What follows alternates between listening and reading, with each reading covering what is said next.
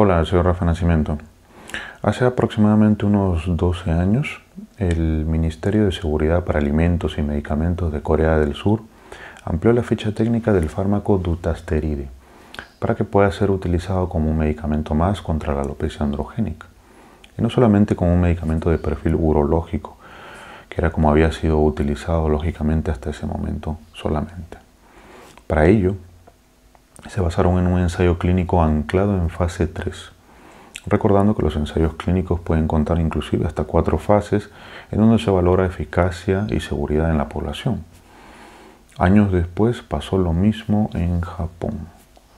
Pero ¿qué pasa realmente con el dutasteride a nivel mundial en los últimos años para su aceptación como medicamento contra la alopecia androgénica? ¿Qué pasa con la FDA americana o la EMA europea? ¿Es realmente el fármaco dutasteride mucho más potente que el primogénito finasteride, basándonos solamente en su bioquímica? ¿Realmente cuentan con el mismo porcentaje de efectos adversos ambos medicamentos? Estos y otros puntos los vamos a comentar en el capítulo número 11 del Tricólogo. Vamos a ello.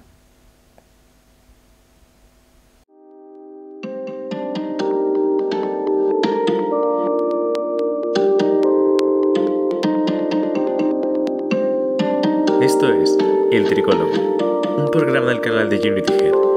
Si quieres entender a fondo los diferentes problemas capilares que existen y sus posibles soluciones científicas, este es tu lugar.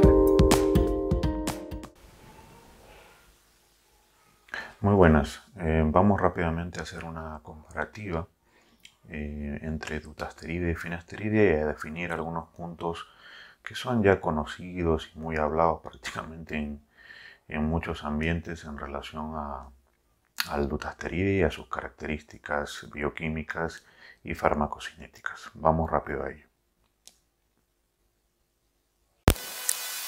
Dutasteride y finasteride, ambos inhibidores conocidos, competitivos, selectivos de la 5-alfa reductasa, en este caso tipo 1 y tipo 2, con el adjetivo de dual, y en el caso de finasteride sobre todo tipo 2, aunque toca un porcentaje del tipo 1. Ambos logran disminuciones de la dihidrotestosterona, tanto sérica como del cuero cabelludo, en porcentajes que rondan el 98% en el caso del dutasteride versus un 70% en el caso de finasteride a nivel sérico. Pero en el cuero cabelludo los valores bajan. El dutasteride logra inhibiciones de la DHT hasta en un 60% versus valores menores al 50% en el caso de finasteride. Se conoce también esa potencia del dutasteride inhibiendo la estirpe tipo 1 en unas 100 veces más que el finas y la del tipo 2 en unas 3 veces más que el finas. Vida media de eliminación del finas es ya conocida, visto en el capítulo pasado, de unas 6 horas, y vida media de eliminación del duta se prolonga. Estamos hablando de semanas, unas 5 semanas más o menos. Y para hablar de una equivalencia, pues más o menos se conoce que unos 0.01 miligramos de dutasteride equivaldrían a unos 5 miligramos más o menos que finasteride. Bien, entonces, para entender dónde realmente va a actuar este esteroide sintetizado muy potente por lo que se conoce hasta ahora, al menos a nivel bioquímico, es importante ver el hecho, ¿no? Dónde actúan estos inhibidores de la 5-alfa reductasa y cómo es ese lecho, cómo es toda esa zona, esa sábana de zona capilar y cuero cabelludo, y qué es lo que realmente pasa ahí, porque al parecer es un mosaico y un puzzle lleno de mecanismos que a veces es un poco difícil de entender, de hecho lo es, pero también es muy poco estudiado y comprendido sobre todo. Entonces, lo que se conoce básicamente desde el punto de vista de la zona capilar es intentar entender cómo va este juego de esa famosa reacción que tiene que ver con el paso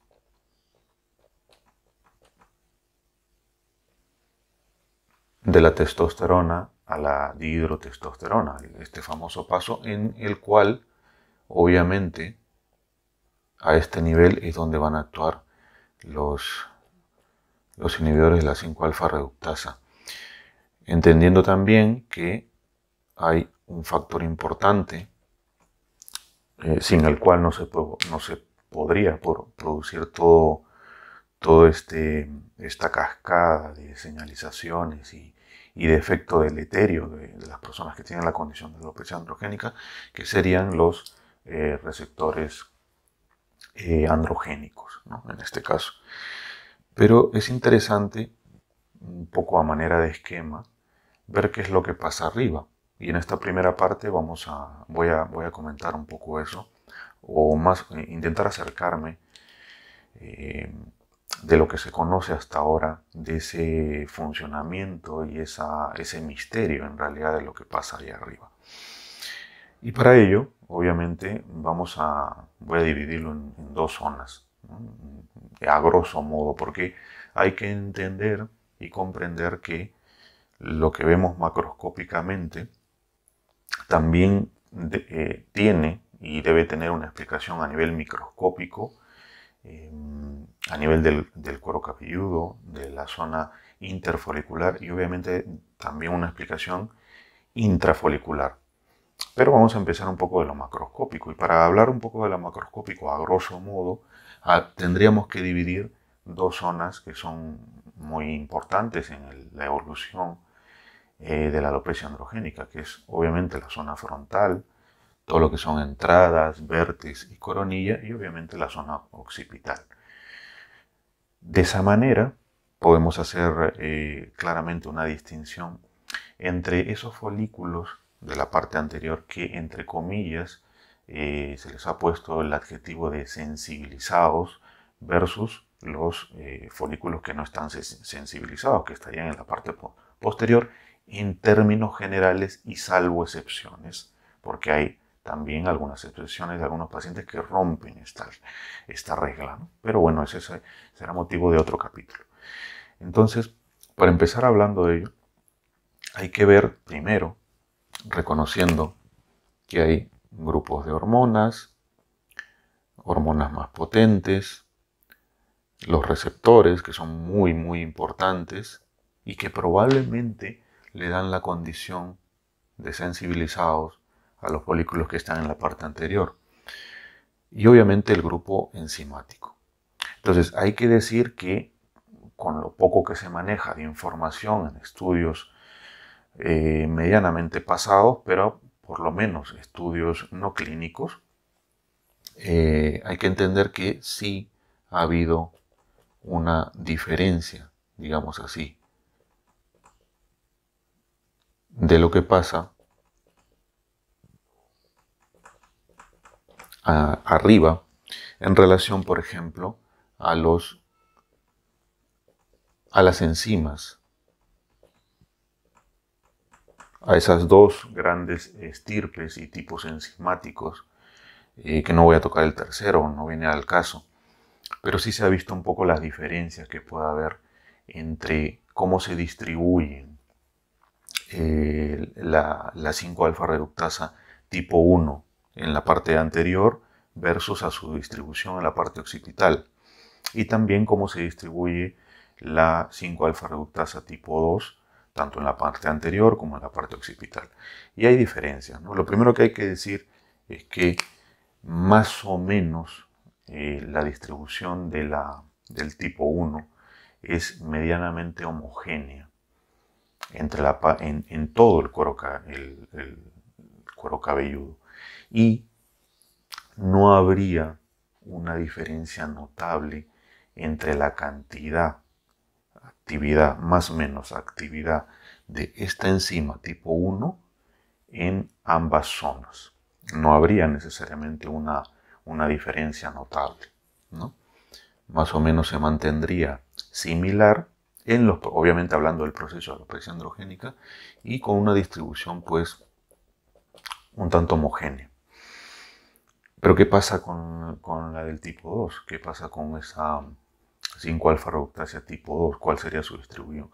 Ahí sí se ha observado, vuelvo a lo mismo, hay muy pocos estudios, pero sí se ha observado que hay una diferencia importante en la cantidad y esa distribución, que luego veremos el tema de la distribución, pero sí habría una diferencia importante entre esa cantidad de enzimas, viendo que existiría una mayor cantidad de enzima 5-alfa reductasa tipo 2 en la zona anterior versus la zona posterior.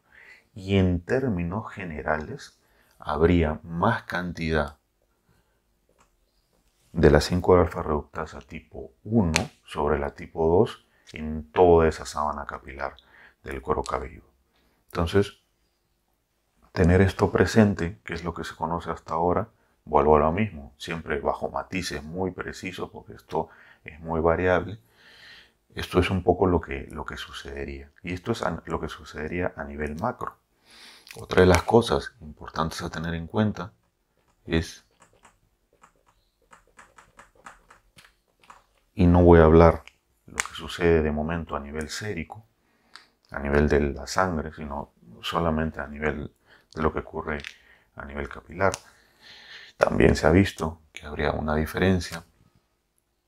Hemos tocado esto y también se ha visto que habría una diferencia importante entre la DHT, la dihidrotestosterona, parte anterior versus parte occipital. Entonces, en el proceso evolutivo de la alopecia androgénica, probablemente no en unas primeras fases o cuando todavía no se presenta la condición, pero sí ya cuando la alopecia androgénica está medianamente avanzada, sí ha habido estudios, ¿no?, que han visto que inclusive esta relación entre DHT y testosterona se ve más acrecentada en la parte anterior a diferencia de la parte occipital. Entonces habría un aumento hormonal a nivel de los folículos, entre comillas, sensibilizados. Con lo cual también nos lleva a ver que estos folículos, entre comillas, sensibilizados, también tendrían una mayor cantidad de receptores, receptores androgénicos. Entonces, esto es a grosso modo un poco lo que sucede. También hay que tener presente que, así como esto es la expresión macroscópica de la zona capilar, es importante ver que tenemos también un folículo, ¿no? Tenemos con sus diferentes estructuras. Y se ha visto que ya con mayor precisión a nivel microscópico, como por ejemplo la 5-alfa reductasa tipo 1, 5-alfa reductasa tipo 2, la tipo 1, cómo se puede distribuir sobre todo en zonas de vaina radicular externa, en zonas de glándulas sebáceas, en su mayoría, ¿vale? Importante esto de las glándulas sebáceas, un poco por entender la fisiopatología que puede tener algunos procesos, inclusive seborreicos, ¿no? Pero es importante tener esto presente porque, así como se ha visto esa distribución microscópica de esta hormona, es también importante tener presente, por ejemplo, que la del tipo 2 se ha encontrado en su mayoría en papila dérmica.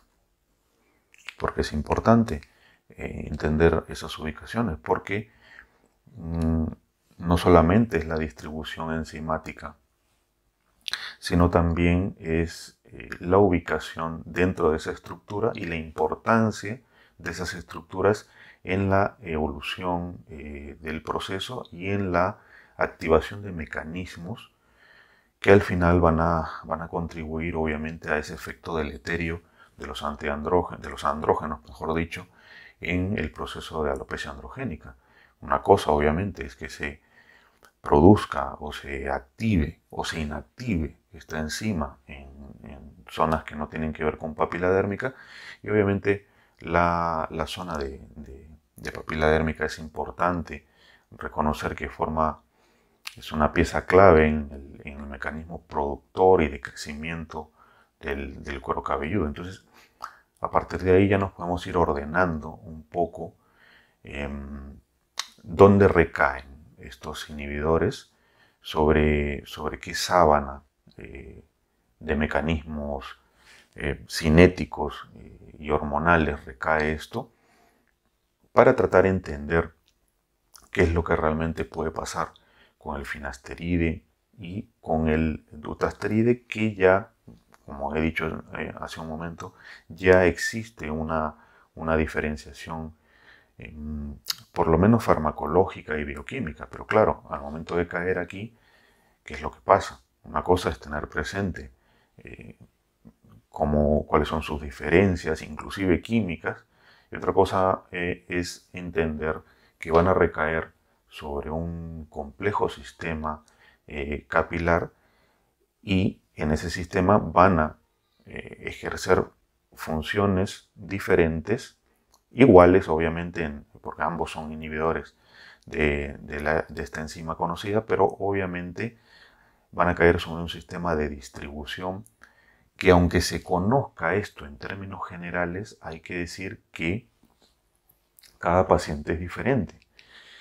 Y básicamente, para intentar entender por qué ya a posterior, luego de un tratamiento largo, que va a ser un tratamiento largo o medianamente largo de uso de estos inhibidores, es importante entender esto, porque aunque el grosso de los pacientes reaccionen de forma similar, porque este proceso en sí probablemente sea de los más importantes a nivel capilar, hay que entender, por ejemplo, que no solo existen en los folículos receptores para DHT, y ahí sí ya nos perdemos de distribuciones. Entonces, de distribuciones y disposiciones en el cuero cabelludo. Entonces, esto puede ser muy central, pero existen muchas otras compuertas que se expresan en la zona capilar y que también van a tener un efecto sobre cada paciente, y probablemente provoquen una diferenciación de resultados finales. Por eso, tal vez es que se debería ajustar toda esa experiencia que se conoce, en este caso del dutasteride o del finasteride, se debería ajustar muy bien para cada tipo de paciente y tratar de ser lo más homogéneo en las poblaciones que se van a estudiar, no solamente en periodos largos, sino también buscar poblaciones muy homogéneas, no solamente basándonos en un grado de Hamilton, sino intentar ser mucho más específicos, porque definitivamente las clasificaciones que podemos hacer para intentar encauzar una experiencia en un proceso científico son muy difíciles de conseguir, asumiendo que hay mucha diferenciación de paciente a paciente. Y todo eso nos ayuda, toda esa experiencia nos ayuda obviamente para que sigan, para obtener mejores datos, para obtener mejor evidencia científica, pero entender que el proceso es ya muy complejo, inclusive dentro de un mismo paciente, para conseguir una población homogénea y seguir avanzando en el proceso del estudio de al menos de estos inhibidores, que le queda recorrido un poco por caminar, ¿no? Entonces, Es aquí donde cae el dutasteride, donde cae el finasteride, y van trabajando de esa manera. Esto es lo que quería yo al inicio de esta primera parte dejar en claro, porque me va a servir para luego ir comentando un proceso que tiene que ver ya específicamente con lo que pasa a nivel clínico. Existe una gran experiencia en relación al dutasteride, pero probablemente una de las primeras cosas que nosotros deberíamos hacer al momento de realizar algún protocolo, un protocolo de tratamiento personalizado, es reconocer también la experiencia que se ha logrado con el finasteride. Porque una de las cosas que hay que tener claro es que por tiempo tenemos más experiencia y más evidencia científica con el finasteride que con el dutasteride. Ya existe algún encauzamiento de años de uso con el finasteride, y eso es importante. Es importante para tomar decisiones cuando nosotros vamos a empezar un tratamiento. Yo he comentado en vídeos anteriores que particularmente mi manera de trabajar y de otros colegas en relación a los inhibidores es ser lo más prudentes posible, no solamente personalizarlo, sino también utilizar, por ejemplo, la mínima cantidad de dosis para lograr el resultado realmente que se quiere, tanto el paciente como el médico. Y en ese sentido, pues hay que reconocer que no podemos negar los estudios que existen, por ejemplo, del finasteride versus a lo que existe de dutasteride, aunque hay que reconocer que así como existe una primera base bioquímica en donde ya se habla de potencia del dutasteride mayor que el finasteride, eso tiene que ser traducido a una evidencia científica clínica. Y hay que decir que no hay muchos estudios. Hay que mencionar, obviamente, no podemos dejar de recordar en el 2019 el estudio de Zhou, que intentó hacer un metaanálisis en China, quedándose solamente con unos tres estudios, pero que ya hablaban de algo de superioridad del dutasteride sobre el finasteride a nivel clínico. Pero volvemos a lo mismo. Poco tiempo, probablemente poblaciones heterogéneas. Si ya de por sí en otras especialidades a veces cuesta un poco ser lo más homogéneo posible para estudiar una población, pues a este nivel tenemos que ser mucho más específicos, asumiendo que hay muchas variables intrapaciente que pueden definir la alopecia androgénica. Entonces, en esta primera parte hay que valorar lo que se conoce hasta ahora del finasteride, asumiendo que el dutasteride hasta ahora ha evidenciado su potencia, sí, pero queda muchísimo recorrido para saber un poco qué es lo que pasa a largo plazo con este medicamento. Y si es verdad que hablar de eficacia probablemente sería muy pronto, porque van a ser medicamentos que no solamente lo vamos a utilizar 6 meses probablemente o un año, que es lo que en mayor evidencia científica existe ahora, sino que probablemente se utilicen un poco más de tiempo. Pero hasta ahora existe la bioquímica y esa poca evidencia, yo diría con 1 o 2 puntos o 2 líneas muy superiores del dutasteride sobre el finasteride, y que hace armar protocolos, ¿no? Es decir, empezar con el finasteride pienso que es una opción sensata antes de utilizar de buenas a primeras el dutasteride. Pero vuelvo a lo mismo, salvo personalización del tratamiento, hay excepciones, hay situaciones que se tienen que que valorar dentro de cada caso, pero en términos generales podría ser un buen esquema, en términos generales. Y obviamente, como punto número 1, Finas podría ser una buena opción de inicio. Y el Duta, dependiendo el tiempo que ya habíamos comentado para ver efectividad del Finas, podría ser un segundo escalón si falla el finasteride. No sería descabellado utilizar ese protocolo en términos generales, repito, salvo excepciones en los varones.